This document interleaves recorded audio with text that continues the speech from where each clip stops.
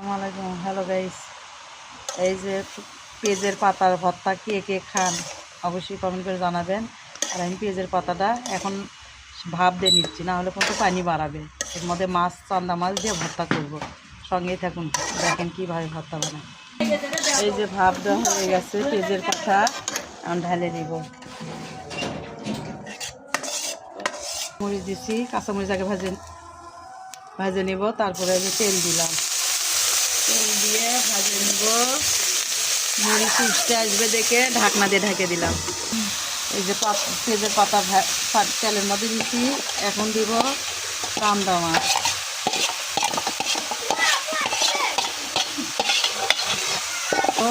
মরিচ ভাজা রাখছিলাম, মরিচ ভাজা।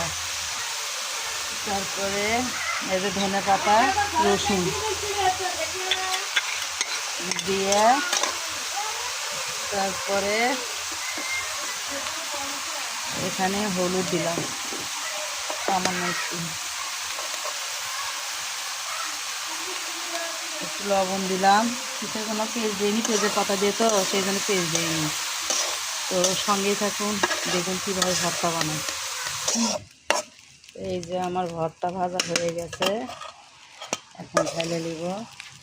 তারপরে ভর্তা বানাবো, কেমন করে ভর্তা বানাবো সেটা দেখাবো। আমার সঙ্গেই থাকুন। আর পেঁয়াজের পাতা, চান্দা মাছ ভাজে কীরকম দেখা যাচ্ছে একটু কমেন্ট করে বলবেন। ভর্তা বানাচ্ছি পেঁয়াজের পাতা, চান্দা মাছ। দেখেন কিভাবে ভর্তা বানাতে হয়, আপনারা কিভাবে বানান বলবেন। পাটাত পিষে ভর্তা বানালে খেতে স্বাদ একটা আলাদা। এই যে আমার ভর্তা কেমন হয়েছে বলবেন, খেতে খুব মজা। ওই দেখেন,